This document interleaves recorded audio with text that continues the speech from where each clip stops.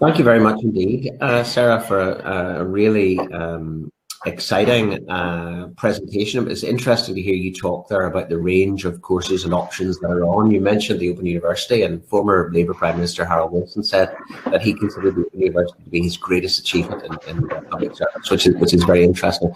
Just yesterday, at Belfast Met, Susan McCambridge, our Assured Skills Manager, was talking to a person who's a barista who has GCSEs and has been away from study for many, many years, and that person's making an introduction into part-time study in IT. And also this week, we've spoken to someone who has a PhD who's interested in doing an Assured Skills Academy. So there are a range of courses, a range of options.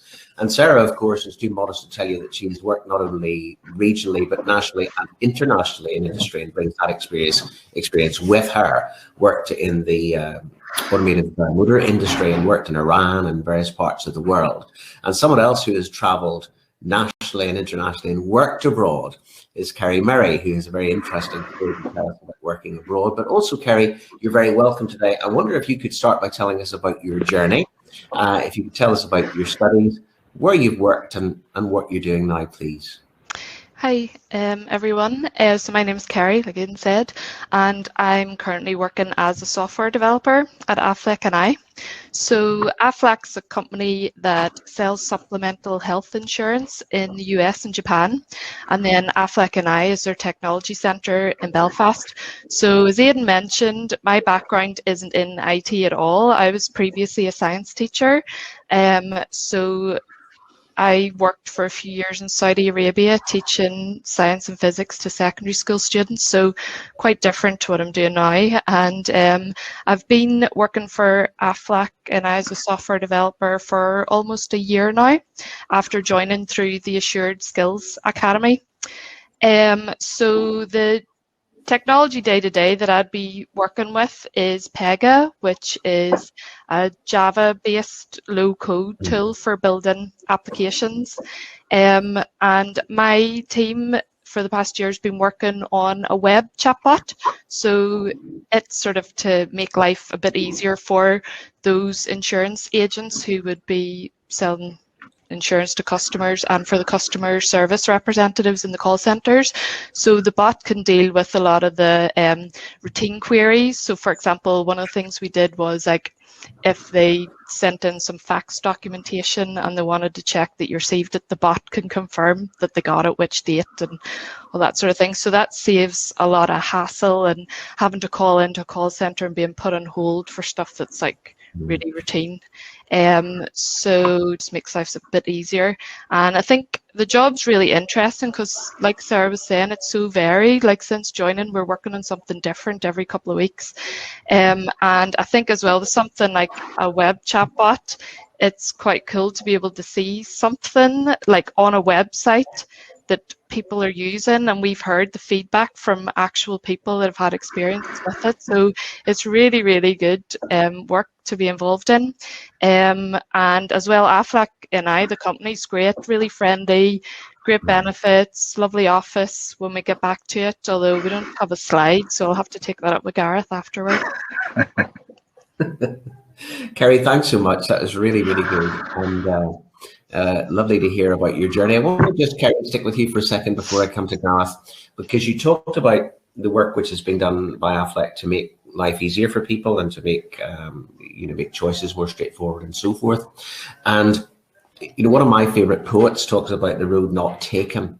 Now you had a pretty good life working in Saudi. We're not going to mention tax-free and things like that, but a pretty comfortable lifestyle, doing something that you love, with a career that everyone would be, aware of as being very prestigious. And let's talk about the road not taken, because you decided to leave that security and to move into being a student again, and to move into a completely different, professional area. Could you tell us about the time that it took you to make that decision? How long had you been thinking about that, and why did you go down the Assured Skills Academy route, Kerry? Yeah, I'd been thinking about it for a while actually, because, and part of the reason I went international was because I like variety, and I sort of thought teaching, I was getting a bit bored of it. Just, you're in school and then you work in school and then you retire. So I like to have different things happening all the time. So that's why I went abroad in the first place. I'd always had in the back of my mind that I might like to get into software. One of the options I had been considering was going through the master's conversion, but I was thinking, taking a year out and, you're not working and then you may not have a job at the end. And so that was one of my things. And then I saw the opportunity coming up for the assured skills. So I just happened to move home. So it was a nice, happy coincidence that I wasn't working anyway. So then I joined that, and it was, I actually liked that because it was kind of quicker, and throughout the process you got to meet the company that you may end up getting a job with at the end. So you got to get a good feel, which you would get more than if you were doing an interview that might last 20 minutes or an hour. So we had the managers from Aflac and I coming into the academy throughout the 9 weeks. So it was really good to touch base with them and have chats with them and get a bit more interaction with them and know what you're getting into. That's a super point, Kerry, because I remember the very first academies that we worked on, and Dr. Stephen Farry, who's now a member of Parliament, was the Minister for Employment and Learning. He visited the academies regularly and talked about how in the past he felt colleges and universities would design a curriculum and then tell employers what it was. With these programs, we're listening very, very respectfully and very, very attentively to our partners in industry and designing curriculum in association with them, and then welcoming them into class to see what's going on. That's super. You mentioned, thinking about the Masters in Software Development. I can think vividly of the range of degree backgrounds we've had, and we had a chap in the academy who had done the Masters in Software Development, but his previous job had been in baking. He owned a cake shop. So, you name it, we've had it. So as Sarah mentioned, the range of degrees we've had theology, journalism, paleontology, law, accountancy, medicine, you name it, we've had it in such a range of people. And one of the most driven and motivated people that I ever worked with was on a very, very early academy, a young lady who had a first class honours degree in English from Queen's University. One of the most driven people I've ever worked with. And I said to her, why is that? And she really wanted to have a career in this area and has soared. And her first job after leaving Queen's was to work with her first class honours degree in English, was to work as an elf in Santa's Grotto in Castle Court. And she was so traumatized by the 6 weeks of Christmas music, indulged children and long queues that she had to get out of it, and made this leap into the Assured Skills Academy, where you have a range of disciplines. I move now to someone who's going to tell us a little bit about his journey as well.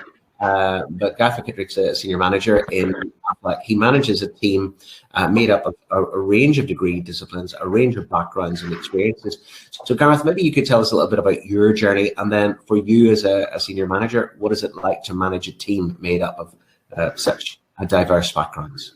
Sure, Aidan, I can. I can't claim to have ever been an elf. But I certainly worked across various different diverse jobs. I mean, I remember being locked in an ice cream freezer, working in an ice cream factory way back, at the very, very beginning of my sort of working life. But my route into IT is not the traditional route either. From my perspective, I'm now 20 years plus working in IT and in software, from a development perspective through to managing engineering teams, setting technical direction, that type of thing. But like a lot of people, probably, I studied at a grammar school, got decent A levels, and then, you've got good A levels, you can go left or right, you can do law or law or medicine, so it's kind of one of those strange advice routes. So yeah, I opted, not having the science background at that point in time, to go down the law route. So, I ended up getting a law degree from Queen's.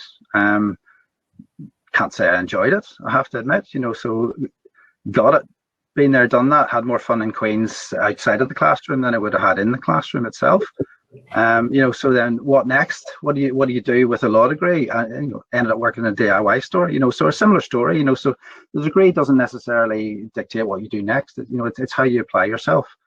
So, I then moved on to what at the time graduate management development program, run by a company called Big Systems, so that was a graduate program. So that was kind of 6 months of in-class training as well as placements in industry, and on the back of that I got a job in a public relations firm. So working in public relations, writing press releases, doing things like that for, I think one of the major clients was, Electricity Ireland, and, which became Powergen or whatever it is. So, that kind of got me using computers on a daily basis, all through study, all through, those various different jobs. You get in contact with IT. You can't avoid it. In the modern world, you very definitely can't avoid it. What hit me like a train, I suddenly got a job in a PR firm, thoroughly enjoyed it, then got made redundant. So it was like, what do I do next? It's kind of one of those paths. Which path do I take at my crossroads? And some friends had done the master's conversion course the year before and talked to me about it. So I kind of decided, okay, I'll go that route. So I did the master's conversion course at the University of Ulster, and a very intensive year that all masters are. Those ones specifically coming from a non-IT background into the IT world proper, and that set me on a really good path. And 3/4 of the way through the year, I ended up getting a job in a local company, and onwards and upwards from there. So from that point in 1998 through to now, I've been very deep involved in software engineering.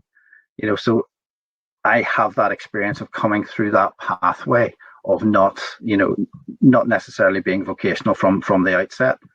And for me, I'm now in that position where I'm managing engineering teams, and I'm contributing to careers of people. Some are coming straight out of university through the traditional route, some coming from many diverse backgrounds. And what those, I've had people who have now worked for me over the years, from a sports background. I've had builders, car mechanics, people from retail, hospitality, banking and finance. All of these various different industries find their way into IT. And, dispel the myth, IT is not all about sitting in front of a computer writing software and programming. There are many facets to IT. We've got product owners. You need to have that public face. You need to be able to discuss and engage with customers and with stakeholders, and that comes from various different industries, as you know. We've got the concept of Scrum Masters, people who manage the day-to-day workload of engineering teams. That's another facet to it. We've got quality control, quality engineers, test engineers, people who love to break stuff. They don't necessarily want to write it. They want to go down that route of how do I break software? How do I improve the software that we write by, my role is to find faults. And then there's obviously engineering, and then there's production support. So all of these different facets are different aspects to a career in IT. And for me, managing people who have come from a diverse and different background is very, very enjoyable. Every single human's different. You manage an individual on a different basis because there's no cookie cutter. Not everybody's the same. But what people from other walks of life bring to IT is that life experience, and a good dollop of common sense, which goes a hell of a long way, to be honest. The nature of transitioning from one career to another shows how adaptable they are. The willingness to be adaptable. It shows an intense self-awareness. They've chosen a path. The path hasn't been chosen for them. They've specifically stated, I'm going to make a change to my life here. I'm going to, follow this path. And with that comes, different views on problems that we encounter day to day, a diversity of thought, a completely diverse set of individuals looking at the same problem can come up with a lot of different views, and that helps build a team. Having a team of different individuals from different backgrounds makes it a much more powerful group than the individuals that they are themselves. So for me, it doesn't matter how you got into IT, it's what you do next. There's many different career paths open to you once you've sort of, decided on that path. And for me, there's many different jobs within that industry, and there's many different skill sets that you can bring from other areas that will enhance, your role in IT. One of the major fallbacks that I always see with people who are career changing, they seem to be in a hurry sometimes. Oh, I've maybe wasted so many years. I'm now going to do this. I'm in a hurry. I'm running at full speed, and they don't realize that the skills they bring from other facets of life, and those are not there to be discarded. They're there to back up what you're doing. They're there to fall back on. Those skills are as important as the new IT skills that you're developing as you go. So for me, it's a really good experience to have people from those diverse, different career backgrounds. So, Absolutely. I'm always looking at those individuals. And the qualities that they bring, and their ability to relate to people, relate to clients who have a challenge. I mean, we ran a cybersecurity academy, and the lady that we work with, the employer, said, when I send an analyst out, the first thing I want them to think of is the impact on this person's life because of the breach, because of the difficulty in their business, and to strike up that relationship. I can think of another company that we work with at the minute who established such a relationship with the client that they waited a full month to get him to manage a project. So it's about building those relationships. Yeah. And I wonder, Gareth, I might just ask you to develop something further, because I was very interested in what you talked about, the range of backgrounds that you're managing and the qualities. If I could put you on the spot and say you're chairing an interview panel and you're interviewing candidates for a position, could you talk, obviously qualifications are important, but could you talk about the kind of qualities that you'd be looking for as an employer, please? Yeah, I mean, a lot of what we do is around the individuals, around the person. Interviews are not yes, no answers any longer. They're more sort of focused on life skills and competency based. So what we're looking for is an engaging person, somebody who can communicate. I mean, communication is key to software, whether that is engaging day to day with the rest of your team, or whether that's talking to a customer to try and understand requirements, or whether that's doing a presentation back to senior management. All of these things require good, solid communication and understanding. We need that adaptability. IT is ever changing. It's not one of those things that you get into it and you may do the same thing for 10 years. That does happen, but invariably not. So we need an individual who's willing to learn new things, who's adaptable to change. Obviously, other than the technical skills that come with it, it's about how that person can interact with others. We tend to sort of, interviews are more stilted. It's one person being talked to by two or by three. A lot of the benefits that you get is seeing people working in a team, or even having an assessment day, because you see how they interact with other individuals, and how and that allows you to extrapolate out, well, how would that person fit into a team? How would that person work well in a team? Not everybody is comfortable making a presentation. Not everybody is comfortable putting their hand up and being the first person to make a suggestion. So it's looking for those indicators and looking for the people's strengths is what's important to me at interview. But if I had to pick one thing, I would say good communicator. Good.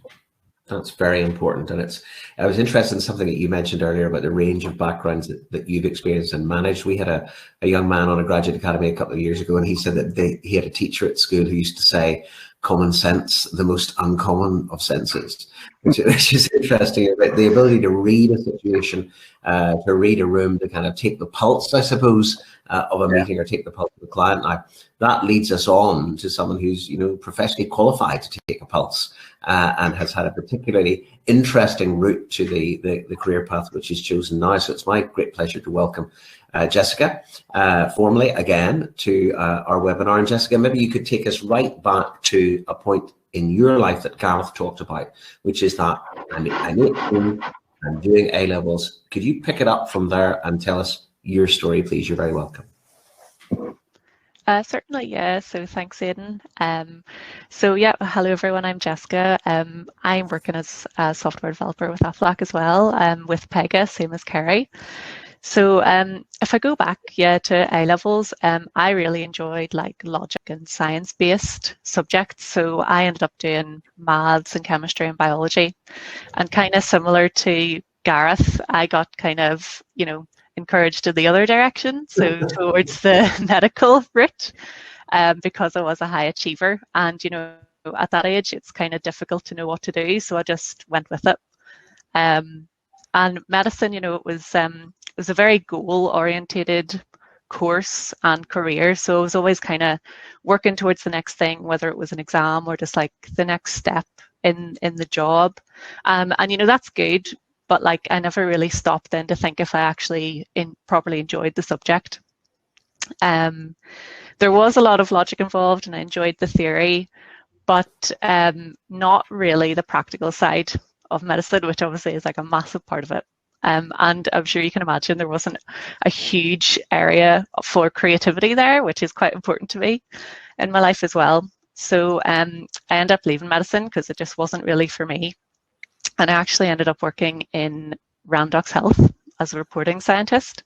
So that just involved analysing and interpreting blood results basically and writing up reports for them. And it was actually here that I ended up getting interested in IT because they introduced new software to help us analyse all these bloods, and I actually became more interested in the software that was analysing the bloods and like what was the back end than actually like reporting the bloods themselves.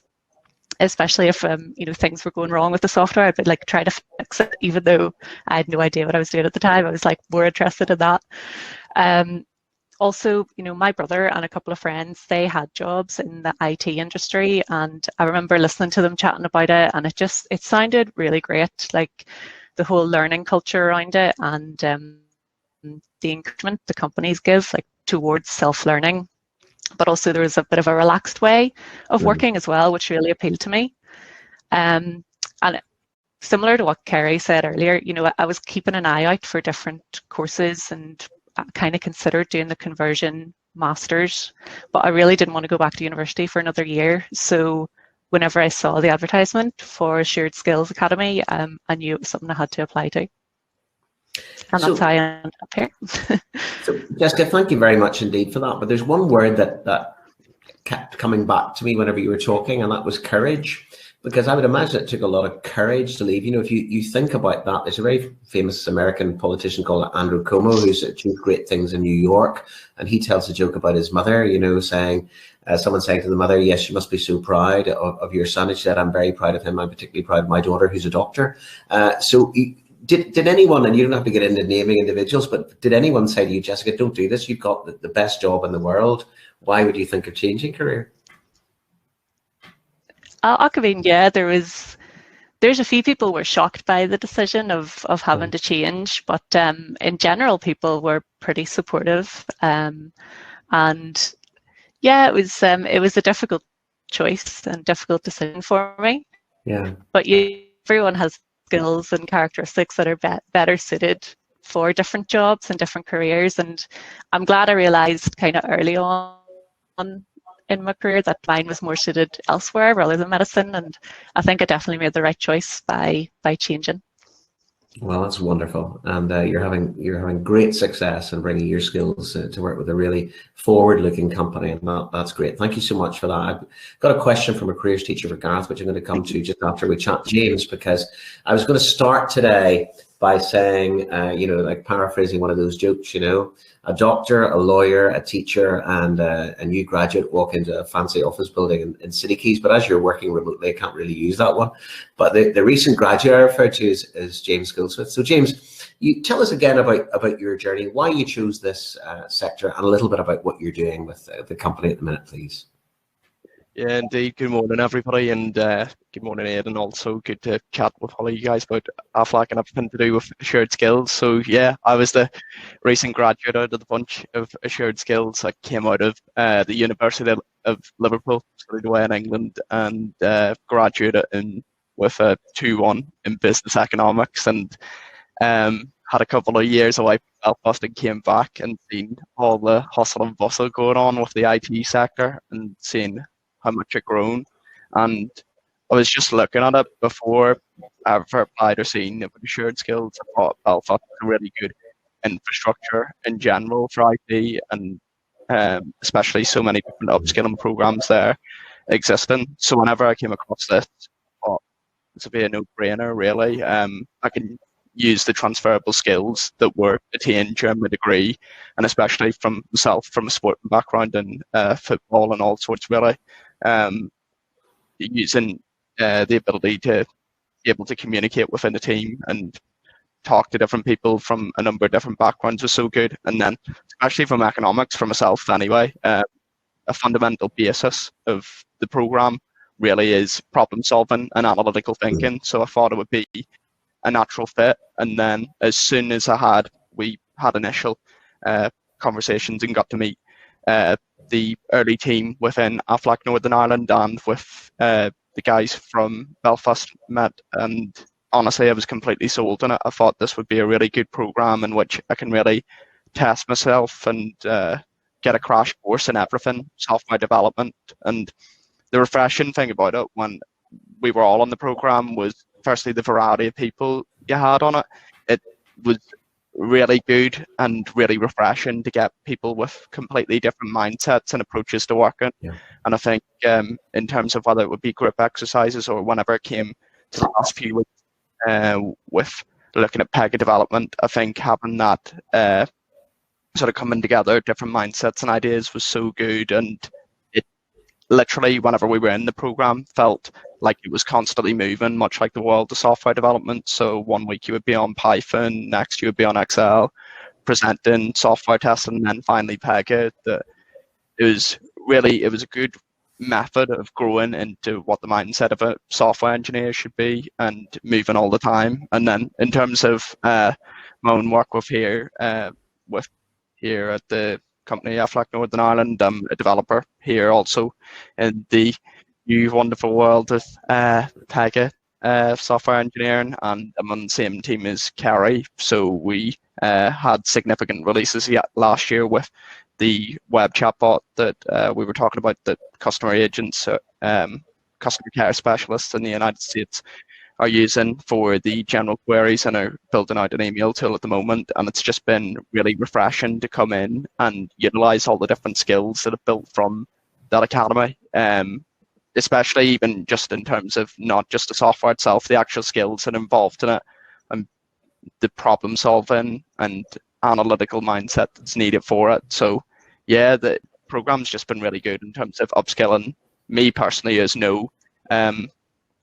before the program anyway, no GCSEs, no A levels in regards to IT and whatnot. It was great to build it from the ground up and build on top of all the other skills from either life experience or my university degree, and build them up over the 9-week period. And yeah, it was a great experience. I would definitely sell it to anyone who's interested, no matter what industry. James, thanks so much. I mean, you've given a great overview of what you're doing. So my next question, I always hesitate to ask because because of the very detailed answer that you've given, a great answer that you've given. My next question was, can you describe the typical day? Can you describe a typical day in the working life of what you do at Aflac, or a typical week? I suppose there's no such thing as a typical week, but can you give us a little bit of a flavor of what it's like to work in that particular industry, please?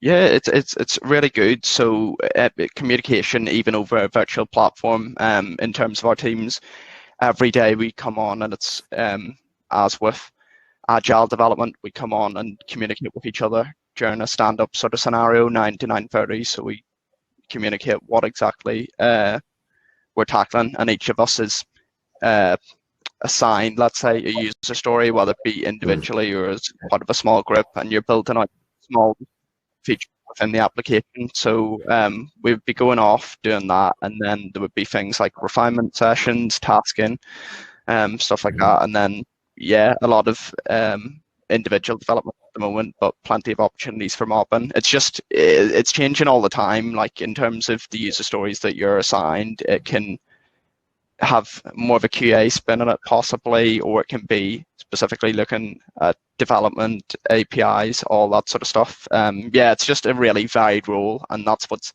so refreshing about it. And definitely the Assured Skills program got me into that mindset of continually changing and continually doing different styles of tasks. And yeah, I just find the role incredibly refreshing to what I'd previously studied, where everything was quite set in stone, done a specific way. And yeah, it's just really refreshing, especially in a company with Aflac Northern Ireland. That's brilliant, James, because as you say, the industry is changing, and the CPD needs to change, all of those things. I've got a question in a moment for Sarah to talk about the importance of mathematics and how critical that is. But Gareth, I wanted to ask your advice, please, because Jason Wilson, who's a careers teacher, is talking about the kind of panoply of qualifications that are out there, and how many qualifications there are in the IT area. It can be a bit, I suppose, of a challenge, maybe even confusing for people to choose a qualification.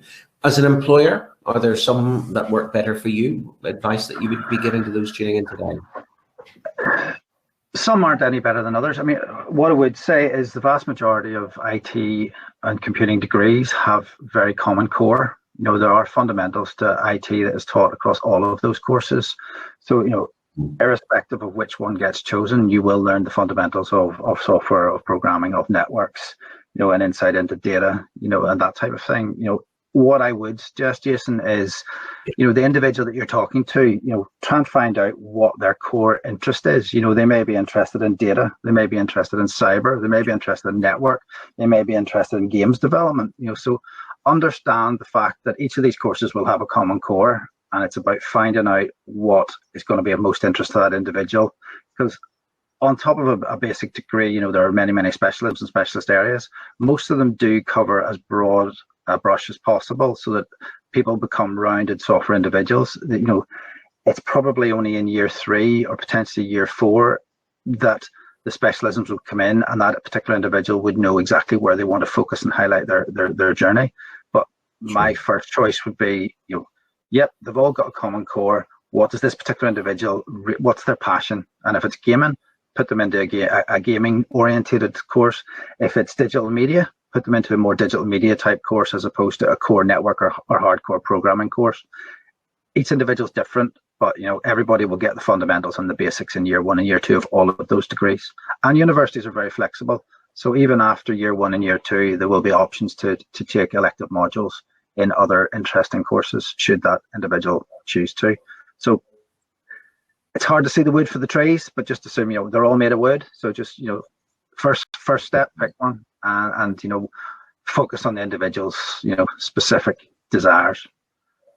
That's an excellent answer, Gareth. Thank you so much. And it's fabulous to have your input as an employer. I mean, I asked you the question about what are you looking for, and we're tapping in there directly from school to the question that a careers teacher has working with people who are thinking about the sector. Thank you so much for that. Sarah, I wonder if we could kind of, as we move towards the end of our session today, you gave us an overview of a range of qualifications in different institutions and different kind of places of learning right across the country. Now, Kieran's talking about mathematics. How important is mathematics? Jessica talked about being very good at maths earlier on when she was doing A-levels and so forth. But in terms of software developing, software engineering role, how critical is maths, Sarah? I think probably Gareth might be a better person to take that one as well. But as I said in my presentation, sometimes maths is requested when you are, definitely GCSE maths will be requested for every course that you apply to. Sometimes A-level maths is requested, but not all of the time. So look at what the different entry criteria are for universities and for further education colleges for the foundation degrees. And again, in the first year of the degrees, the time and foundation degrees and FE courses, time will be spent on basic fundamentals, things that you need to know. So if you are lacking in confidence, Kieran, don't let that put you off, because there is a great support across all academical institutions on the fundamentals in those first years of study. And thank you very much, Sarah. And it is that willingness to learn. I mean, we had a call from a premier field engineer from Microsoft last year, and he was talking about he'd been a welder and was made redundant at 30, went back to university to do a degree in French, which he'd always wanted to do, and only switched on a computer, Gareth, and I'm coming to you next with your employer hat on, only switched on a computer at the age of 30 because his professor wouldn't accept a handwritten essay, and he's ended up working in IT with the kind of skills and quality. So could you comment on that maths question for us, please, Gareth? Yeah, absolutely. I mean, confession time, I have a grade C in GCSE maths. That's it. That's what I got, and I've been doing IT for 20 plus years. There are aspects of IT such as data science and data analytics, some forms of cybersecurity, some of the network level courses that are more heavily mathematical than standard software application development, games development. There is an element of mathematics and understanding, how sometimes things work. But for me, it's not so much maths that you would learn in school. It's more logical thinking. It's more logical breaking down of a problem. It's breaking a problem down into its smallest object and then solving that object bit at a time.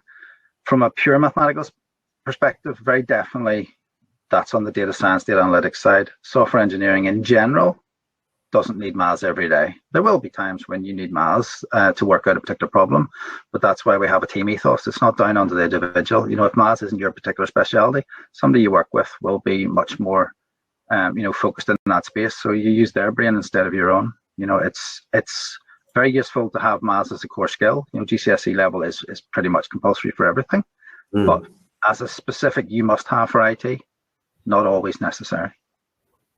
Very good. And again, it's that attitude there.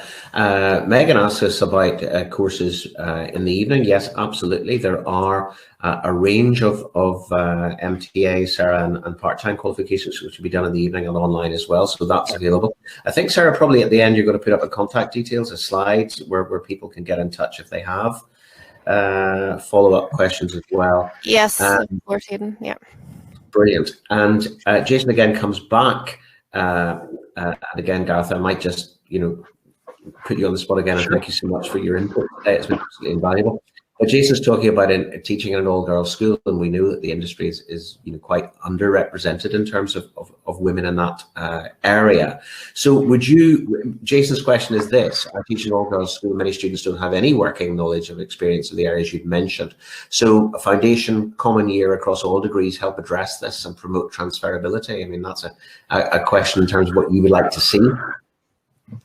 I mean, all of the courses eventually give people that foundation. I mean, if people have an idea that they want to get into IT, but they don't necessarily know exactly which facet of IT to get into, then a software engineering degree, a standard software engineering degree is probably the best place to start, because that will give you the broad brush and give you an insight into data application development, programming, how to scope a project, how to understand requirements, and from that then you can diversify. I mean, if a lot of people, it depends on people's passions. A lot of people are into social media, a lot of people are into gaming. So that's kind of a focus and a passion that some people have. And they don't necessarily generally associate that with a computing and an IT degree.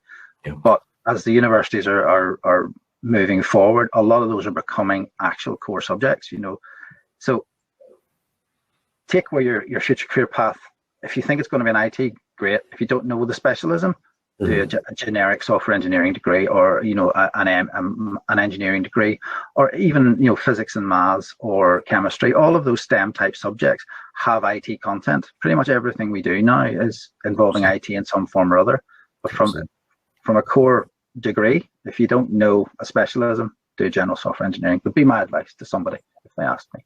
Brilliant. And I mean, it really has been fabulous to get your insight on that as an employer, but also in terms of your career journey, applying the skills learned in a law degree, and very interesting indeed. Sarah, I think just before I thank everyone who's contributed to this, I wonder if you might want to pick up Jason's point, because I know you're very actively involved in the Belfast IT Girls Summer Scheme program and Women Who Code and various other things like that. Anything you want to mention just as we move to the end of our session, please?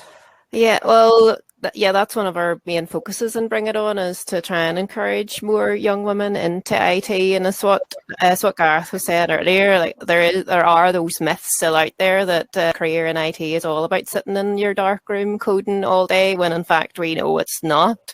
It's all about collaborating, working in teams, working in. Yes, there's some areas where you will be sitting in that dark room, and go and do that if you want to, by all means. But we want to encourage more young women into IT, and in the summertime we run a girls' summer camp for girls aged 15 to 18, and that's all about giving them an insight into what life in IT could be like. And we bring in mentors from industry into that week, and they get the chance to experience different subjects. For example, cyber is one that we've done in the past. They've done games development. They've used green screens to develop their own ads and videos, so introducing them to a number of different areas. And we have had feedback from those sessions. Like there have been people who were previously considering going into medicine, who after IT Girls were like, no, I'm not going to go into medicine. I'm going to go and do a degree in tech.